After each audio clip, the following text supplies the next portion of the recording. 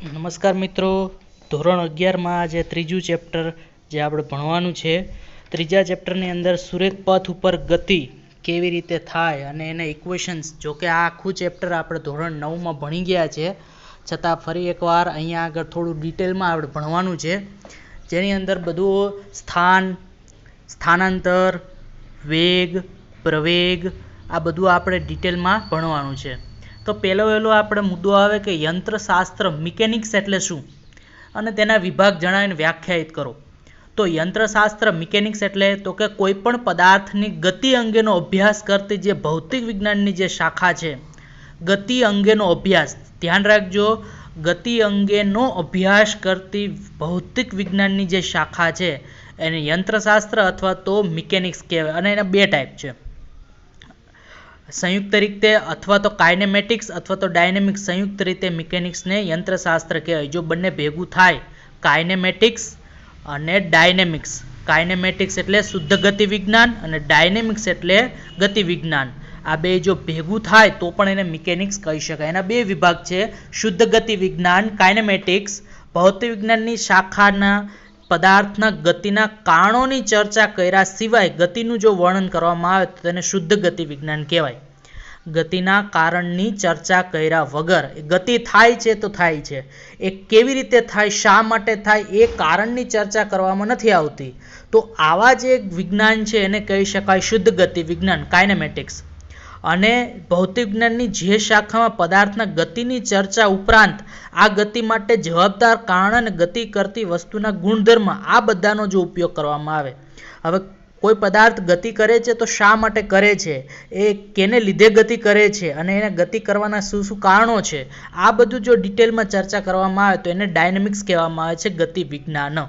એમાં જે આપણનું ત્રીજું ચોથું અને ચેપ્ટર છે, ત્રીજું ચોથું ચેપ્ટર એ આપણું શુદ્ધ ગતિ વિજ્ઞાન છે.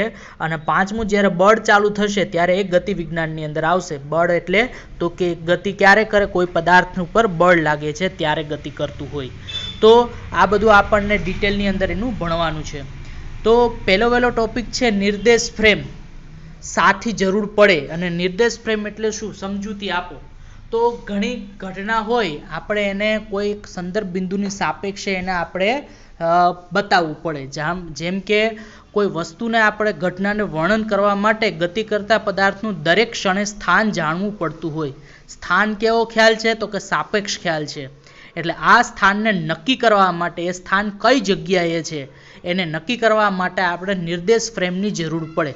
પદાર્થનું સ્થાન નક્કી કરવા માટે આપણે સંદર્ભ બિંદુ લેવું પડતું હોય છે. સરળતા ખાતર આપણને એમ કહીએ કે કાર્ટેશિયન યામાક્ષ પદ્ધતિ હોય એની અંદર આપણે નિર્દેશ ફ્રેમ લેવામાં આવતું હોય, જેની અંદર એક્સ અક્ષ, વાય અક્ષ અને ઝેડ અક્ષ જે પરસ્પર ત્રણ લંબ અક્ષો છે એ કેવી છે, તો કે કાર્ટેશિયન સંજ્ઞા પદ્ધતિનું આપણને યામાક્ષ પદ્ધતિ બતાવતી હોય. અને જે ત્રણેય બિંદુ જ્યાં છેદે એ છેદમ બિંદુને એનું શું કહેવાય, ઉગમ બિંદુ. તો આપણે એને સંદર્ભ બિંદુ તરીકે લઈ શકીએ. કોઈ એક અક્ષ ઉપર આપણે સ્થાન બતાવવું હોય તો એ હંમેશા ઉગમ બિંદુની સાપેક્ષે એનું સ્થાન આપણે બતાવતા હોય. એમ કહીએ કે એક અક્ષ ઉપર 5 મીટર અંતરે કોઈ એક બિંદુ છે, એ બિંદુ છે, તો એ બિંદુનું સ્થાન ક્યાંથી નક્કી થાય, તો કે ઉગમ બિંદુથી નક્કી થાય. એટલે ઉગમ બિંદુને આપણે શું કહી દઈએ, સંદર્ભ બિંદુ કહી શકીએ. અને સંદર્ભ બિંદુ આખી નિર્દેશ ફ્રેમને ઇન્ડિકેટ કરતું હોય. ઉગમ બિંદુની સાપેક્ષે કોઈ પણ ક્ષણે કોઈ પણ કણના યામ એક્સ વાય ઝેડ એ નિર્દેશ ફ્રેમમાં કણનું સ્થાન દર્શાવતું હોય. સમયના માપન માટે આપણે તો કે નિર્દેશ ફ્રેમમાં એક ઘડિયાળ મૂકવામાં આવે છે. પદાર્થના એક કે વધુ યામ સમય સાથે જો બદલાતા હોય તો પદાર્થ કેવો છે, તો કે ગતિમાં છે એમ કહી શકાય. અથવા તો અન્યથા એ કેવો છે, તો કે સ્થિર છે એવું કહી શકાય. અક્ષોની પસંદગી પરિસ્થિતિ ઉપર આધાર રાખે છે. જેમ કે એક પરિમાણનું ગતિ કરવા માટે આપણે એક અક્ષની જરૂર પડતી હોય, દ્વિપરિમાણિક ગતિ માટે આપણે 2 અક્ષની જરૂર પડતી હોય અને ત્રિપરિમાણ માટે આપણે 3 અક્ષની જરૂર પડતી હોય છે. જેમ આપણને સુરેખ પથનું જો વાત કરતા હોય તો માત્ર આપણે કોઈ પણ અક્ષ, એક અક્ષ, પછી એક્સ અક્ષ હોય, વાય અક્ષ હોય કે ઝેડ અક્ષ હોય, તો કોઈ પણ એક અક્ષને આપણે ઇન્ડિકેટ કરી શકીએ, કોઈ પણ એક અક્ષને આપણે ઇન્ડિકેટ કરી શકીએ.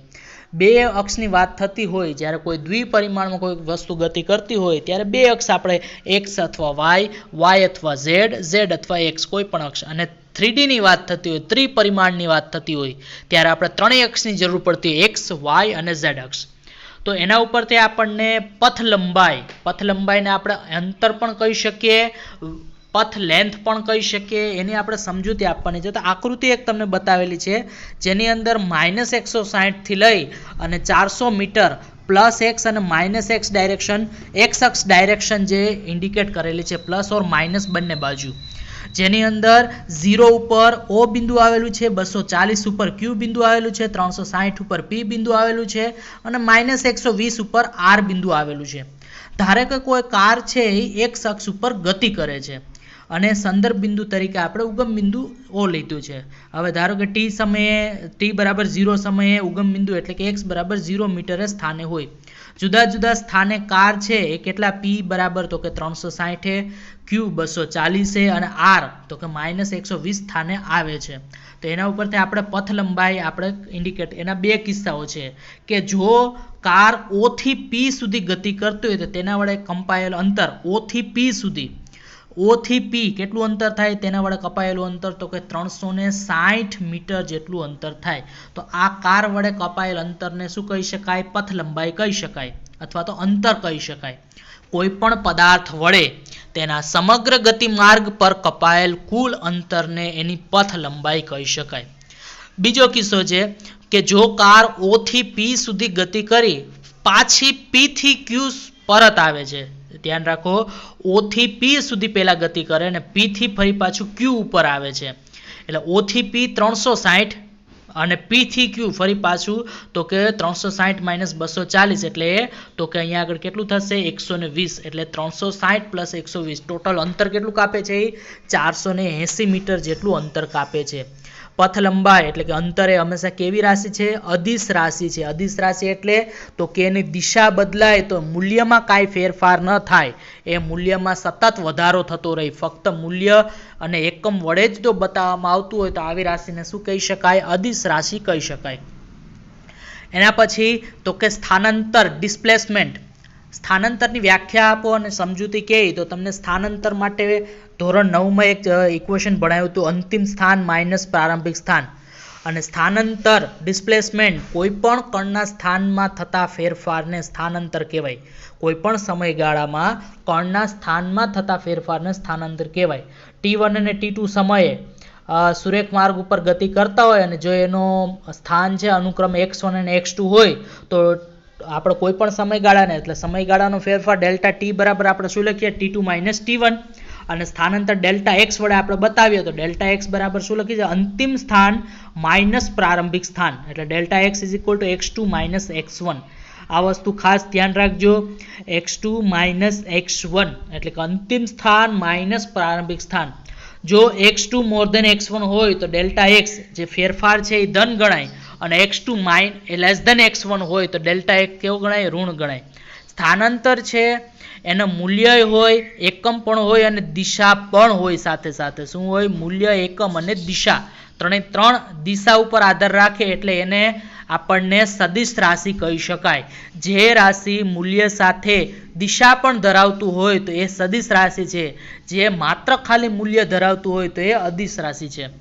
તો અહીંયા આગળ સુરેખ પથ ઉપર થતી ગતિ માત્ર બે દિશામાં જ હોય છે, આગળ અથવા પાછળ તરફ, જમણી બાજુ અથવા તો ડાબી બાજુ અથવા તો ઉપર અથવા તો નીચે. તો એને પ્લસ અથવા તો માઇનસ વડે આપણે ઇન્ડિકેટ કરાવી શકીએ. ઉદાહરણ તરીકે નીચે આપેલું છે તમને કે એક શખ્સ છે -160 થી લઈ અને +400 મીટર સુધી એ સુરેખ પથ ગતિ કરેલી છે, જેમાં 0 ઉપર તો કે O બિંદુ અને 240 ઉપર Q બિંદુ, 360 ઉપર P બિંદુ અને R છે એ કેટલા ઉપર તો કે -120 બિંદુ ઉપર છે. T1 બરાબર એટલે કે પહેલા સમયે T1 બરાબર 0 સમયે અને T2 બરાબર T સમયે P બિંદુ પાસે છે. T3 બરાબર T + ડેલ્ટા T Q બિંદુ પાસે છે. ધારો કે કોઈ કાર છે T1 બરાબર 0 સ્થાનથી T2 બરાબર T સમયે P સ્થાને ગતિ કરીને આવે છે તો T2 - T1 = T - 0. T2 સમય કેટલો છે? T અને T1 સમય કેટલો છે? 0. તો T - 0 એટલે કેટલું થશે? T સમયે કારનું સ્થાનાંતર. આપણે સ્થાનાંતરનું આપણે ભણ્યા છે, ડેલ્ટા x બરાબર શું લખી શકાય? અંતિમ સ્થાન માઇનસ પ્રારંભિક સ્થાન. તો OP is equal two P ના યામ માઇનસ Q ના યામ એટલે 360 માઇનસ 0 ઇઝ ઇક્વલ ટુ કેટલા થાય 360 મીટર. હવે અહીંયા આગળ એક જ દિશામાં ગતિ કરે, ક્યાંથી કરે છે O થી P સુધી, તો P ના યામ માઇનસ Q ના યામ, સોરી Q થી P સુધી, તો P ના યામ માઇનસ Q ના યામ, તો 360 માઇનસ 0 તો કેટલું થશે 360 મીટર થશે. અને x દિશામાં છે અને ધન છે એટલે આપણે પ્લસ નિશાનીથી આપણે ઇન્ડિકેટ કરેલું છે. હવે જો કાર P થી T3 સમયે Q ઉપર આવે છે તો ડેલ્ટા T સમયની અંદર આપણને ક્યાં આવે છે Q ઉપર, એટલે Q એનું અંતિમ સ્થાન, P એનું પ્રારંભિક સ્થાન, તો અંતિમ સ્થાન માઇનસ પ્રારંભિક સ્થાન એટલે Q માઇનસ P, તો Q બરાબર કેટલા છે અંતિમ સ્થાન 240 અને P કેટલા છે 360, તો 240 માઇનસ 360 કેટલા થશે માઇનસ 120 મીટર જેટલું થશે. અહીં ઋણ નિશાની શું બતાવે છે તો કે સ્થાનાંતરની દિશા બતાવે છે, મૂલ્ય ઋણ નથી પણ એ ડાયરેક્શનને લીધે માઇનસ નિશાની અહીંયા આગળ આવતી હોય છે. ગતિમાન પદાર્થે અહીંયા આગળ જો કાપેલ પથ લંબાઈ અને સ્થાનાંતરનું મૂલ્ય જો સમાન હોય અને ન પણ હોય તો એ વિધાન દ્વારા સમજાવો. તો અહીંયા આગળ ઘણીવાર પૂછાય આપણને કે ભાઈ આ જે પથ લંબાઈ આપણે આપેલી છે અહીંયા આગળ ઇન્ડિકેટ કરેલું છે એની અંદર, તો કે ધારે કે કોઈ કાર છે O થી P સુધી ગતિ કરે તો અહીં પથ લંબાઈ O થી P આપણે કેટલું લઈએ 360, સ્થાનાંતરનું મૂલ્ય તો કે P નો યામ માઇનસ O નો યામ, તો 360 માઇનસ 0 ઇઝ ઇક્વલ ટુ કેટલા થાય 360 મીટર. આ કિસ્સામાં પથ લંબાઈ અને સ્થાનાંતરનું મૂલ્ય સમાન છે. તો અહીંયા આગળ જો એક જ દિશામાં ગતિ કરતા હોય તો હંમેશા અંતરને સ્થાનાંતર, પથ લંબાઈ અને સ્થાનાંતર હંમેશા કેવું મળે સરખું મળે. પણ જો કાર હવે O થી P સુધી લઈ અને ફરી પાછું P થી Q તરફ આવે તો પથ લંબાઈ આપણને શું લખી શકાય O થી P પ્લસ P થી Q, તો 360 પ્લસ 120 કેટલા થાય 480.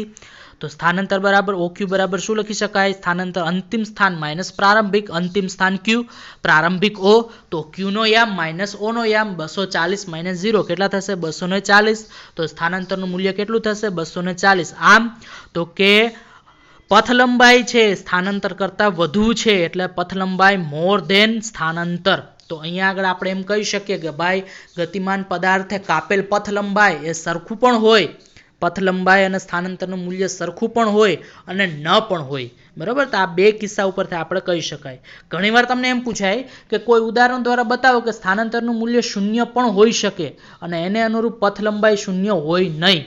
તો આપણને પથ લંબાઈ આપણે જોતી હોય, માની લો કે કોઈ બિંદુ છે એ કાર છે તો કે O થી P બિંદુએ આવે ને ફરી પાછું તો કે P બિંદુથી રિટર્ન ગતિ કરી પાછા ગતિ કરીને O બિંદુ પર ફરી પાછું આવે તો આપણે પથ લંબાઈ બરાબર શું લખી શકાય O થી P પ્લસ P થી O, 360 પ્લસ 360 કેટલા થશે 720 મીટર જેટલો પથ લંબાઈ. અંતરમાં હંમેશા સરવાળો થાય. પણ સ્થાનાંતરનું મૂલ્ય તો કે અંતિમ સ્થાન માઇનસ પ્રારંભિક સ્થાન, ગતિ કઈ રીતે કરે O થી P ફરી પાછું P થી O તરફ આવે તો અંતિમ સ્થાને O અને પ્રારંભિક સ્થાન પણ O એટલે O ના યામ માઇનસ O ના યામ, તો એ O કેટલા એ છે 0 એ 0 માઇનસ 0 એટલે 0, તો કારનું સ્થાનાંતર શું થાય 0 થાય. આમ આપણને એમ કહી શકીએ કે ભાઈ અંતર પથ લંબાઈ છે એ હંમેશા શૂન્ય હોય નહીં પણ સ્થાનાંતર છે એ શૂન્ય હોઈ શકે. તો સ્થાનાંતર પ્લસ પણ હોઈ શકે, માઇનસ પણ હોઈ શકે અને 0 પણ હોઈ શકે.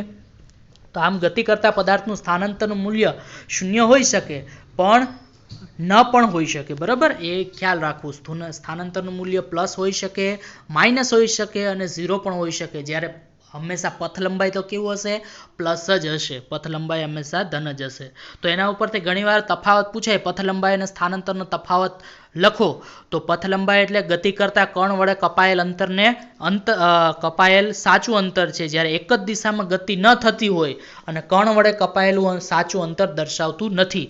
પથ લંબાઈ હંમેશા ધન હોય, સ્થાનાંતર ધન, ઋણ કે શૂન્ય કોઈ પણ હોઈ શકે. પથ લંબાઈ અદિશ રાશિ છે, સ્થાનાંતર સદિશ રાશિ છે.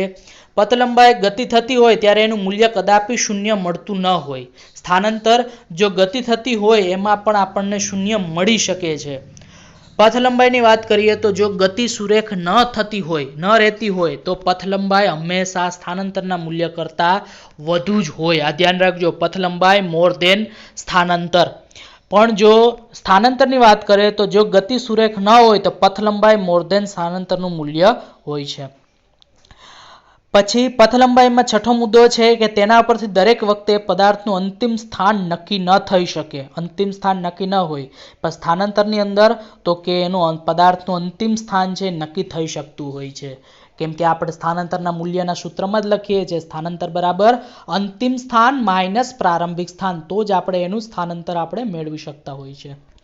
ત્યારબાદ છે કે જો સુરેખ પથ ઉપર કોઈ કણ છે ગતિ કરતો હોય તો એના માટે 3-4 કન્ડિશનો અહીંયા આગળ આપેલી છે કે જો સ્થિર હોય ત્યારે અચળ વેગથી ધન દિશામાં ગતિ કરતો હોય ત્યારે, અચળ વેગથી જો ઋણ દિશામાં ગતિ કરતો હોય ત્યારે અને ધન દિશામાં અનિયમિત રીતે ગતિ કરતો હોય ત્યારના x versus t, x versus એટલે x એટલે અંતર વર્સિસ સમયના આલેખ અને લાક્ષણિકતા આપણે બતાવવાની છે. તો પેલું છે સ્થિર હોય ત્યારે. તો અહીંયા તમને આકૃતિ આપેલી છે કે જો એ સ્થિર હોય તો સમય ગમે એટલો વીતે પણ પોતાનું સ્થાન બદલાવતો ન હોય તો એને આપણે સ્થિર કહી શકીએ. સમય ગમે તેટલો વીતતો હોય પણ પોતાનું સ્થાન જો બદલાવતું ન હોય તો અહીંયા આગળ તમે જોઈ શકો 10 ઉપર પણ 40 છે, 20 ઉપર પણ 40 ઉપર જ રહી છે, 30 ઉપર 40, 50, 60 સુધી પણ એ પોતાનું સ્થાન છે એ કેટલા ઉપર 40 ઉપર જ રાખે છે, એટલે અંતર બદલતું નથી. તો એના ઉપરથી આપણે કહી શકીએ કે એ કેવો છે, સ્થિર પદાર્થ છે. તો અહીંયા x વર્સિસ t નો જે પહેલો ગ્રાફ બતાવે છે કેવો છે તો કે કણનું સ્થાન છે એ આધારિત ચલ છે અને સમય એ સ્વતંત્ર ચલ છે, એટલે આલેખ x અક્ષને કેવો આવશે, સમાંતર આવશે. તો પેલો જે છે એ કેવો ગ્રાફ છે તો કે જો સ્થિર હોય, કણ સ્થિર હોય, કોઈ પદાર્થ છે ગતિ ન કરતો હોય એટલે કે સ્થિર કન્ડિશનમાં હોય ત્યારનો ગ્રાફ છે. બીજો ગ્રાફ છે અચળ વેગથી ધન દિશામાં ગતિ કરતો હોય. અચળ વેગથી ધન દિશામાં જો જેમ જેમ સમય જાય એમ એમ એનો અંતરમાં જો વધારો થતો હોય તો અહીંયા આગળ આપણે ડેલ્ટા ટી આપણે લઈએ, ડેલ્ટા એક્સ લઈએ તો એક્સ બાય ટી આપણને શું મળે, વેગ મળે. જો સુરેખ ગત, આ ખાસ ધ્યાન રાખજો, સુરેખ પથ ઉપર ગતિ કરતા આલેખ કેવો આવવો જોઈએ, લિનિયર આવવો જોઈએ, એકદમ સ્ટ્રેટ આવવો જોઈએ, એકદમ સીધો આવવો જોઈએ.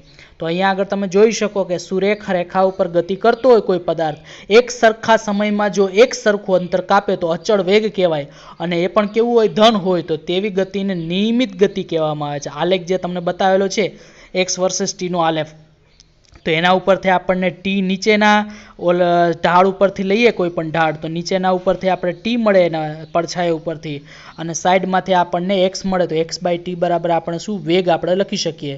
તો આપણે એમ કહી શકીએ એક સરખા સમયમાં જો એક સરખું અંતર કાપે તો અચળ વેગ કેવો હોય, ધન હોય અને એવી ગતિને કેવી કહેવાય, યુનિફોર્મ ગતિ, નિયમિત ગતિ કહેવાય. તો એ ધન ગતિ માટેનો આલેખ હતો. ત્રીજો આલેખ છે અચળ વેગથી ઋણ દિશામાં જો ગતિ કરતો હોય ત્યારે, ઋણ દિશામાં ગતિ કરતો હોય અચળ ઋણ વેગથી, તો અહીંયા આગળ સમય સાથે અંતરમાં ઘટાડો થતો હોય, સમય સાથે અંતરમાં ઘટાડો થતો હોય તો અહીંયા આગળ આલેખ તમે જોઈ શકો કે અચળ ઋણ વેગથી ગતિ કરતા x વર્સિસ t નો આલેખ છે એક એક આવી રીતે આપણે બતાવેલો છે. x વર્સિસ t નો આલેખ દર્શાવે છે કે કણનો એક સરખા સમયગાળામાં વેગમાં ઘટાડો થાય છે, અંતરમાં ઘટાડો થાય એટલે વેગમાં ઓબ્વિયસ ઘટાડો થવાનો છે. તો x વર્સિસ t નો ગ્રાફ પણ આપેલો છે.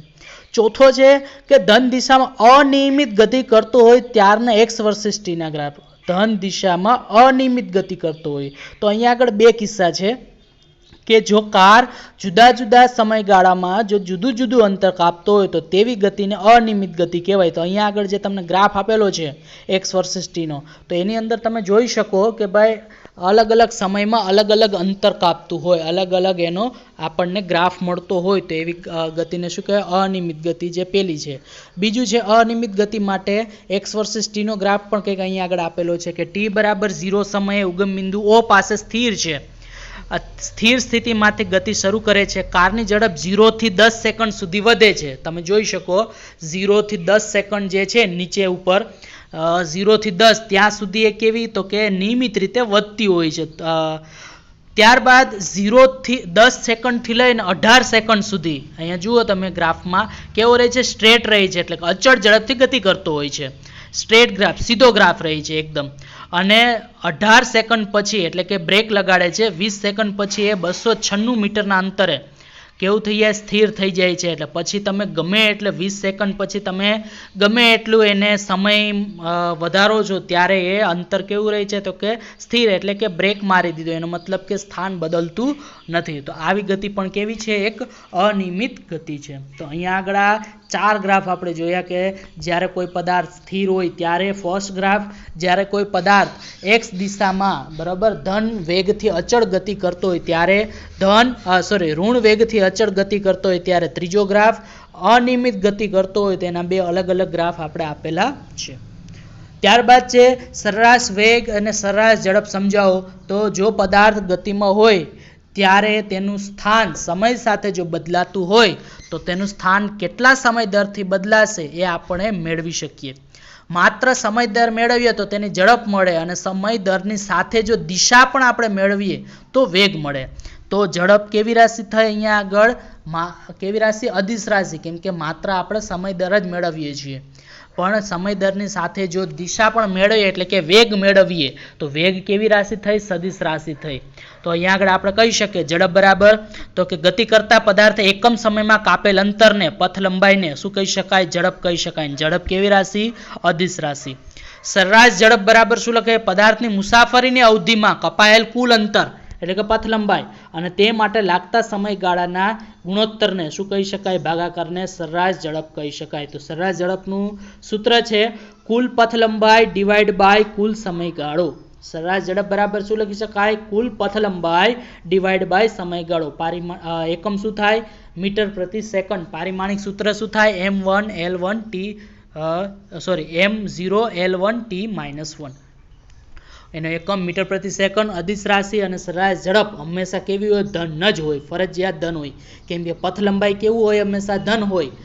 સૂત્રમાં પથ લંબાઈ આવે છે, પથ લંબાઈ હંમેશા ધન જ હોય, તો ઝડપ પણ કેવી મળે, ધન જ મળે. એટલે ગતિની સરેરાશ જાણવા માટે સરેરાશ ઝડપ આપણે ફાઇન્ડ કરવામાં આવતું હોય છે. ત્યારબાદ વેગ છે. તો વેગની વ્યાખ્યા છે ગતિ કરતા પદાર્થે એકમ સમયમાં કરેલા સ્થાનાંતરને, ધ્યાન રાખજો ત્યાં આગળ આપણે પથ લંબાઈ લખતા હતા, ઝડપની અંદર ગતિ પદાર્થે એકમ સમયમાં કાપેલ અંતરને ઝડપ કહેવાય, પથ લંબાઈને ઝડપ કહેવાય. અહીંયા આગળ સ્થાનાંતર આવે. તો ગતિ કરતા પદાર્થે એકમ સમયમાં કરેલા સ્થાનાંતરને શું કહેવાય, વેગ કહેવાય. અને વેગ કેવી રાશિ છે, તો કે સદિશ રાશિ છે. સરેરાશ વેગની વ્યાખ્યા કેવી હોય, તો ગતિ કરતા પદાર્થના સ્થાનમાં થતા ફેરફાર અથવા તો સ્થાનાંતર અને એને લાગતા સમયગાળાના ગુણોત્તરને શું કહી શકાય, સરેરાશ વેગ. સરેરાશ વેગ બરાબર શું લખાય, delta x by delta t. એનો મતલબ કે અંતિમ સ્થાન માઇનસ પ્રારંભિક સ્થાન ડિવાઈડ બાય અંતિમ સમય માઇનસ પ્રારંભિક સમય, એટલે કે x2 minus x1 divide by t2 minus t1. Delta x by delta t. x1 અને x2 શું છે, t1 અને t2 સમયના સ્થાન છે. એનો એકમ પણ શું થાય, મીટર પ્રતિ સેકન્ડ. અને રોજિંદા જીવનમાં આપણે વેગનો એકમ શું લખીએ છીએ, કિલોમીટર પ્રતિ અવર, જે મોટો એકમ છે બરાબર. મીટરમાંથી કિલોમીટર અને સેકન્ડમાંથી અવર આપણે કરી નાખ્યું છે. વેગ કેવી રાશિ છે, તો કે સદિશ રાશિ છે. સુરેખ પથ ઉપર જેમ સ્થાનાંતરનું મૂલ્ય આપણે પ્લસ માઇનસ અને 0 મળતું હતું, એવી જ રીતે વેગનું મૂલ્ય પણ કેવું મળે, પ્લસ માઇનસ અને 0 મળે. પથ લંબાઈનું મૂલ્ય આપણે અંતરનું મૂલ્ય હંમેશા ધન મળતું હતું, એટલા માટે આપણને ઝડપનું મૂલ્ય પણ કેવું મળશે, હંમેશા ધન જ મળે. પણ વેગનું મૂલ્ય કેવું મળે, પ્લસ પણ હોઈ શકે, માઇનસ પણ હોઈ શકે અને 0 પણ હોઈ શકે. સરેરાશ વેગનું મૂલ્ય ધન, ઋણ કે શૂન્ય હોઈ શકે. સરેરાશ વેગ થી ગતિની પરિણામી અસર પણ જાણી શકાય, ગતિ કેવી કરે છે એના ઉપરથી પણ આપણે જાણી શકાય. સરેરાશ ઝડપનું મૂલ્ય સરેરાશ વેગના મૂલ્ય જેટલું અથવા તો એના કરતાં વધારે પણ હોય છે, અને નિયમિત ગતિ દરેક ક્ષણ માટે વેગ અને સરેરાશ વેગ જેટલો હોય છે. તો ઉદાહરણ ઘણીવાર આપણને સમજીએ એના ઉપરથી કે કારની x વર્સિસ t નો એક ગ્રાફ આપેલો છે. t બરાબર 0 સમયે અને t બરાબર 8 સેકન્ડ વચ્ચેનો ભાગ છે એ દરેક આલેખને મોટો કરે નીચેની આકૃતિમાં આપણે બતાવેલો છે. ચાલો t બરાબર 5 સમયે બિંદુ p1 છે અને અંતર કેટલું કાપે છે 10, અને t બરાબર 7 સેકન્ડે p2 બિંદુ છે અને અંતર કેટલું કાપે છે 27.4 જેટલું કાપે છે. તો વેગ v બરાબર શું લખી શકાય, x2 માઇનસ x1, એટલે અંતિમ સ્થાન માઇનસ પ્રારંભિક સ્થાન, જેને સ્થાનાંતર કહેવાય છે, સ્થાનાંતરના છેદમાં સમય. તો x2 minus x1 upon t2 minus t1. x2 ક્યાં છે, તો કે 27.4. x1 ક્યાં છે, તો કે 10, જે x ના ગ્રાફ ઉપર આપણે જોઈ શકીએ. અને t2 માઇનસ t1 એટલે સમયના ગ્રાફમાં જુઓ તો 7 - 5, તો એનો આપણે સાદુરૂપ આપીએ એટલે 17.4 / 2 એટલે 8.7 મીટર પ્રતિ સેકન્ડ. તો x વર્સિસ t ના ગ્રાફ ઉપરથી આપણને શું મળે? આલેખનો ઢાળ મળે છે. આલેખનો ઢાળ બરાબર આપણે શું કહી શકીએ? સુરેખા P1 P2 નો આપણે ઢાળ મળે, એટલે કે સ્થાનમાં થતો ફેરફાર ડિવાઈડ બાય સમયમાં થતો ફેરફાર x2 - x1 divide by t2 - t1, તો 27.4 - 10 છેદમાં 7.5 એટલે 8.7 જેવું મીટર પ્રતિ સેકન્ડ જેવો જવાબ આવે. સરેરાશ વેગ, ધન, ઋણ અને શૂન્ય દર્શાવતા x વર્સિસ t ના આલેખો આપણે ફાઇન્ડ કરવાના છે. x વર્સિસ t સ્થાનાંતર વર્સિસ સમયનો આપણે ગ્રાફ ફાઇન્ડ કરવાનો છે, જે કેવો હોય? ધન પણ હોય, ઋણ પણ હોય અને શૂન્ય પણ હોય. તો અહીંયા આગળ પહેલો ગ્રાફ જે છે એ સમય સાથે પદાર્થનું સ્થાન વધે છે, એટલે વેગ કેવો આવે? ધન આવશે. બીજો ગ્રાફ છે સમય સાથે સ્થાન ઘટે છે, તો બીજો ગ્રાફ કેવો આવે છે? વેગ, સરેરાશ વેગ ઋણ આવે છે. અને ત્રીજા ગ્રાફની અંદર સ્થાન વધતોય નથી, ઘટતોય નથી, એટલે કે સ્થિર રહે છે, તો સરેરાશ વેગ કેટલો આવે? શૂન્ય આવે છે. તો અહીંયા આગળ આપણને ખ્યાલ આવે કે કેવી રીતે, અને એના ઉપરથી ઘણીવાર આપણને તફાવત પણ પૂછાય કે સરેરાશ ઝડપ અને સરેરાશ વેગ. તો પદાર્થની પથ લંબાઈ અને તે માટે લાગતા સમયના ગુણોત્તરને શું કહેવાય? સરેરાશ ઝડપ. પદાર્થનું સ્થાનાંતર અને તે માટે લાગતા સમયના ગુણોત્તરને શું કહેવાય? સરેરાશ વેગ. સરેરાશ ઝડપ અદિશ રાશિ છે, સરેરાશ વેગ સદિશ રાશિ છે. ઝડપ હંમેશા ધન હોય, વેગ ધન, ઋણ કે શૂન્ય પણ હોઈ શકે. ઝડપનું મૂલ્ય સરેરાશ વેગ મૂલ્ય કરતાં જેવડું અથવા તો એના કરતાં વધારે હોય, અને સરેરાશ વેગનું મૂલ્ય સરેરાશ ઝડપના મૂલ્ય જેટલું અથવા તેના કરતાં ઓછું હોય છે. આ ધ્યાન રાખજો, ઘણીવાર આ તફાવત પૂછાય. ત્યારબાદ આવે તો કે તત્કાલીન તાક્ષણિક વેગ અથવા તો તાક્ષણિક ઝડપ એટલે શું? તાક્ષણિક એટલે તરત જ એકદમ સૂક્ષ્મ સમય માટે. તો એના માટે આપણે ફાઇન્ડ કરવાનું છે કે અનિયમિત ગતિ કરતા હોય અને પદાર્થના વેગ પરથી તેના ગતિમાર્ગ પર આપેલ કોઈ પણ બિંદુ પાસે જો વેગનું મૂલ્ય ફાઇન્ડ કરવું હોય અથવા તો વેગની દિશા આપણે ફાઇન્ડ કરવી હોય કે જે ધન કે ઋણ એ આપણે જાણી શકાય નહીં જો અનિયમિત ગતિ કરતું હોય તો આપણને એના માટે આપણે તાક્ષણિક વેગ અથવા તો તાક્ષણિક ઝડપ અથવા તો તત્કાલીન ઝડપ આપણે એવું ફાઇન્ડ કરવું પડે. તો એના માટે આપણે તત્કાલીન વેગને સરેરાશ વેગના અતિ સૂક્ષ્મ એટલે કે ડેલ્ટા ટી ના લક્ષ વડે આપણે ફાઇન્ડ કરી શકીએ. લક્ષ એટલે લિમિટ પુટ કરવાની હોય, જેની અંદર આપણે વેગ બરાબર શું લખીએ? Delta x by delta t. Delta x એ શૂન્ય છે, એકદમ સૂક્ષ્મ છે.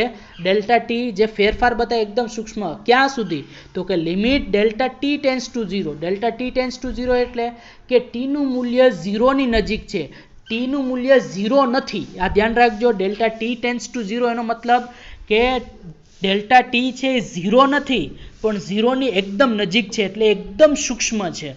તો અહીંયા આગળ આપણે લખી શકાય કે વી વેગ is equal to limit delta t tends to 0 delta x by delta t, જ્યાં ડેલ્ટા ટીનું મૂલ્ય તો કે 0ની એકદમ નજીક છે. ડેલ્ટા ટી ટેન્સ ટુ 0 છે, ઇક્વલ્સ ટુ 0 નથી, આ ધ્યાન રાખજો.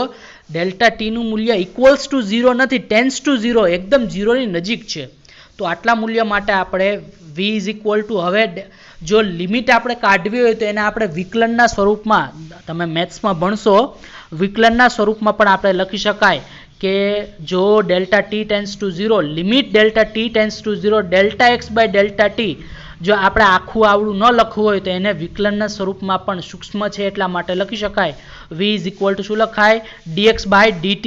d by dt into x આવે એટલે dx બાય dt આપણે લખી શકાય, જે વિકલનનું સ્વરૂપ છે. અથવા તો x માથે આપણે ડોટ પણ કરી શકીએ, જે કલન ગણિતની ભાષામાં આપણે એને બોલી શકાય કે xનું સમય t ની સાપેક્ષે વિકલન કહી શકાય. આપણે શું કહી શકાય? xનું સ્થાનાંતરનું આપણે શું કહીએ? સમયની સાથે એનું વિકલન કરીએ છીએ. આલેખની રીતે આપણે સમજવું હોય તો અહીંયા આગળ ધારો કે એક અનિયમિત ગ્રાફ આપણે આપેલો છે.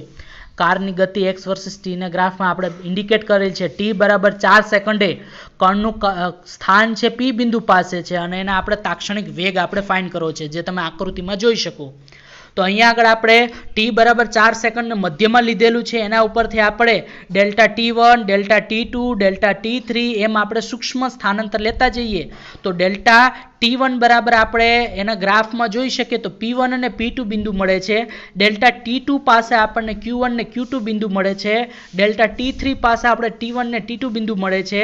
એના ઉપરથી આપણે અંતરના ગ્રાફમાં જોઈએ તો ડેલ્ટા X1 મળે, ડેલ્ટા T1 સમયે આપણને ડેલ્ટા X1 મળે છે, ડેલ્ટા T2 સમયે આપણે ડેલ્ટા X2 મળે છે, ડેલ્ટા T3 સમયે આપણને ડેલ્ટા X3 મળતું હોય છે.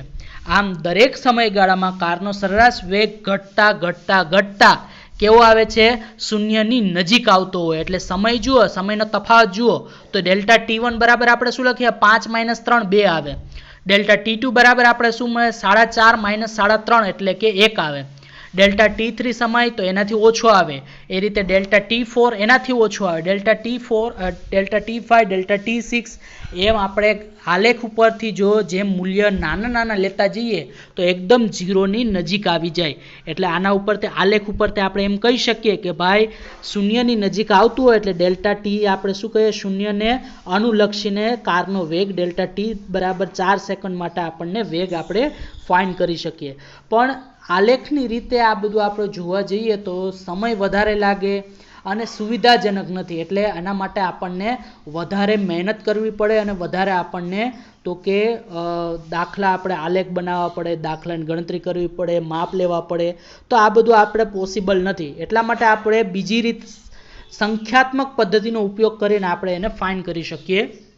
બીજી રીત છે જેની અંદર ધારો કે કારની ગતિ છે એ કેવું ગતિનું સમીકરણ y(x = 0.08 t³ એટલે કે y બરાબર ax³ જેવું સમીકરણ છે. એ એટલે એનો કંપ વિસ્તાર સ્થાનાંતર બતાવે છે જે 0.08 છે અને x એટલે ચલ છે જેની જગ્યાએ આપણે સમય t લીધો છે t³. તો સ્થાનાંતર આપણે અહીંયા મળે છે x = 0.08 t³. હવે આપણને સેન્ટ્રલાઇઝ આપણે સમય લેવાનો છે તો t બરાબર 4 સેકન્ડ આપણે શું લીધું છે તો કે સેન્ટ્રલ સમય. એ ધ્યાન રાખજો બોક્સ કરેલું છે t બરાબર 4 જે આપણે હમણાં કોષ્ટકમાં જોવાનું છે. કેન્દ્રમાં રાખી જુદા જુદા સમયગાળા જેમ કે આપણે ડેલ્ટા ટી સમયનો આપણે ફેરફાર કહેતા હતા.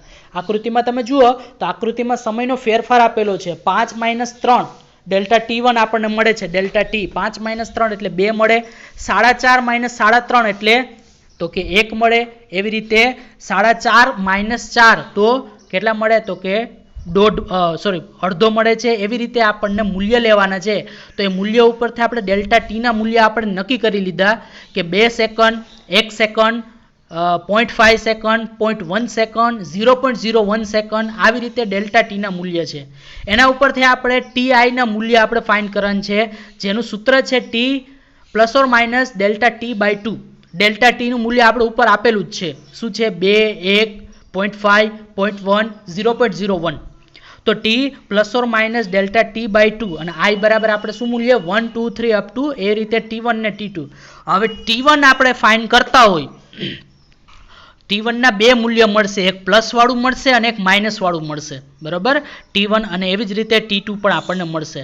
હવે T1 ને T2 માટે આપણે સ્થાનાંતર જોતું હોય તો સ્થાનાંતર x બરાબર આપણે શું લખી શકીએ? 0.08 t³ આપણે લખી શકીએ. તો 0.08 આપણને t³ આપણે લખીએ છીએ તો એના સમીકરણ ઉપરથી આપણને મળી શકે અને એના પરથી x1 અને x2 આપણને મળે તો એના ઉપરથી આપણને ડેલ્ટા x પણ આપણે મેળવી શકીએ. તો આ જ વસ્તુ આપણે કોષ્ટકની અંદર જુઓ તો પહેલું આપણે કેના માટે લેવાનું છે અહીંયા આગળ આપણે ખાસ કીધું જે ચોક t બરાબર 4 સેકન્ડ મેં કીધું છે કેન્દ્રમાં રાખીને કીધું છે. એટલે t બરાબર આપણે 4 સેકન્ડ લઈ અને બધા આપણે મૂલ્ય ફાઇન્ડ કરવાનું છે. એમાં પહેલી લાઈન છે ડેલ્ટા ટીની. ડેલ્ટા ટી બરાબર આપણે શું લખીએ? T2 - T1. એ જે આપણે કીધું જ છે કેટલું છે ડેલ્ટા ટી બરાબર તો કે 2 second, 1 second, 0.5 second, 0.1 second, 0.01 second આ બધું આપણે છે. તો એ વસ્તુ અહીંયા લખેલી છે ડેલ્ટા ટી બરાબર શું લખેલું છે? 2 સેકન્ડ, નીચે જોતા જાઓ 1 સેકન્ડ, 0.5 સેકન્ડ, 0.1 સેકન્ડ, 0.01 સેકન્ડ. પછી છે ડેલ્ટા T1. ડેલ્ટા T1 નું સૂત્ર આપણે છે શું છે ડેલ્ટા ટી નું સૂત્ર તો કે t પ્લસ ડેલ્ટા t/2. તો અહીંયા આગળ આપણને લખેલું છે t એટલે અહીંયા આગળ કિંમત આપણે કેટલી લીધી છે? 4 સેકન્ડ. તો t એટલે 4 પ્લસ ડેલ્ટા t ની કિંમત કેટલી છે 2 તો 2 ડિવાઇડ બાય 2 એટલે 1 તો 4 પ્લસ 1 એટલે કેટલા થશે અહીંયા આગળ સોરી પેલું છે એ માઇનસ વાળું છે બીજું છે એ પ્લસ વાળું છે તો અહીંયા આગળ કેટલું આવશે માઇનસ કરો તો 3 આવે એવી રીતે અહીંયા આગળ 5 આવશે પછી છે xt1 બરાબર શું લખીએ 0.08 ઇન્ટુ t1 ક્યુબ જે આપણે ક્યાંથી લખેલું હતું તો કે અહીંયાથી આપણે x બરાબર જો અહીંયા કિંમત લખેલી છે 0.08 t ક્યુબ જે આપણે ધારેલું છે તો 0.08 ક્યુબ 0.08 t ક્યુબ છે તો t ની આપણે t1 ની કિંમત આપણે અહીંયા t1 છે xt1 માં t1 ની કિંમત કેટલી છે 3 તો એ 3 મૂકો એનો ક્યુબ કરો અને એને 0.08 સાથે મલ્ટીપ્લાય કરો એટલે 2.16 આવશે એવી રીતે xt2 માં તો કે t2 ની કિંમત કેટલી તો કે 5 મૂકો અને એનો ક્યુબ કરો અને 0.08 સાથે મલ્ટીપ્લાય કરો એટલે 10 આવશે પછી આવે છે ડેલ્ટા x બરાબર શું લખી શકાય x2 x1 તો x2 છે 10 2.16 તો x2 આપણે અહીંયા આગળ 10 છે x1 છે 2.16 છે તો x2 x1 એટલે 7.84 અને એના ઉપરથી delta x by delta t તો ડેલ્ટા x આપણને મળ્યો 7.84 અને ડેલ્ટા t આપણને પહેલા કીધો છે કેટલો છે 2 છે તો 7.84 ડિવાઇડ બાય 2 એટલે કેટલું આવશે 3.92 એવી રીતે બધા મૂલ્ય છે આપણે ઇન્ડિકેટ કરીએ તો એના ઉપરથી આપણને એટલો ખ્યાલ આવે કે ભાઈ સમય ડેલ્ટા t છે તો 2 સેકન્ડ 1 સેકન્ડ 0.5 સેકન્ડ 0.1 સેકન્ડ અને 0.01 સેકન્ડની અંદર આપણને વેગ મળે છે 3.92 3.86 3.845 3.84 3.84 તો આપણને એમ થાય કે ભાઈ જેમ જેમ આપણે સમયનું મૂલ્ય આપણે ડેલ્ટા ટી માં જો ઘટાડો કરતા ગયા કેટલો ઘટાડો કર્યો જુઓ 0 નથી 0 ની નજીક છે તમે જુઓ પહેલા 2 સેકન્ડ હતું અને લાસ્ટ જે પાંચમું મૂલ્ય છે કેટલું છે 0.01 છે એનો મતલબ 0 નથી પણ 0.01 એટલે 0 ની એકદમ નજીક છે તો વેગનું મૂલ્ય તમે જુઓ લાસ્ટ જે કોલમ છે એની અંદર 3.92 માંથી 3.8 થયું 3.86 થયું 3.84 3.84 3.84 તો વેગનું મૂલ્ય એકદમ નજીક આવતું જાય એટલે એકદમ એક્યુરેટ ચોક્કસ થતું જાય જે છેલ્લા બે મૂલ્ય જુઓ તો કેવા આવે એકદમ ચોક્કસ આવે 3.8402 અને 3.84 આવે છે તો આના ઉપરથી આપણે એમ કહી શકાય કે ભાઈ જેમ સમય જેમ આપણે નજીક લેતા જઈએ એમ આપણે વેગનું મૂલ્ય કેવું મળતું જાય ચોક્કસ જેને આપણે તાક્ષણિક વેગ કહી શકાય તો અહીંયા એનો આલેખ પણ આપેલો છે t બરાબર 10 સેકન્ડ થી t બરાબર 18 સેકન્ડ દરમિયાન વેગ કેવો રહે અચળ રહે છે 10 થી 18 તમે જુઓ સ્ટ્રેટ ગ્રાફ રહી છે કેટલો 25 રહી છે દરમિયાન વેગ અચળ રહે છે t બરાબર 18 થી 20 સેકન્ડ દરમિયાન વેગ કેવો નિયમિત રીતે ઘટે છે તમે જુઓ 18 થી 20 માં નિયમિત રીતે સ્ટ્રેટમાં ઘટે છે અને 0 થી 10 સેકન્ડમાં 0 થી 10 સેકન્ડ પહેલી જે 10 સેકન્ડ છે એમાં વેગ વધે છે પણ એ નિયમિત રીતે નથી વધતો અનિયમિત રીતે વધે છે એટલે આપણે એને નિયમિત ન કહી શકીએ તો 0 થી 10 સેકન્ડમાં વેગ વધે છે 10 થી 18 સેકન્ડની અંદર વેગ તો કે અચળ રહે છે અને 18 થી 20 માં નિયમિત રીતે ઘટે છે કેમ કે એનો આલેખનો ઢાળ લઈએ તો આપણને નિયમિત રીતે મળતો હોય છે તો અહીંયા ઉપરથી આપણને આટલું ખ્યાલ આવે તો આજના હોમવર્કની અંદર તમારે આના અનુરૂપ જેટલા પણ ઉદાહરણના દાખલા છે એ તમારે લખવાના છે કહી દઉં તમને ઉદાહરણના કેટલા દાખલા આવે છે આની અંદર તો કે પહેલો દાખલો 3.1 ઉદાહરણ એવી રીતે ઉદાહરણ 3.2 3.3 ન આવડે તો હું સમજાવી દઈશ 3.4 ઉદાહરણ ના 3.4 પણ તમારે ગણવાનો છે એટલે ઉદાહરણ 3.1 3.2 અને 3.4 આ તમારે ખાસ ગણવાના છે ન ખબર પડે તો મને મેસેજ કરજો એવી રીતે પાઠ્યપુસ્તકનું જે સ્વાધ્યાય છે એની અંદર પણ તમારે પહેલો અને બીજો આ બંને દાખલા તમારે લખી અને મને મોકલાવાના છે ઓકે થેન્ક યુ બાય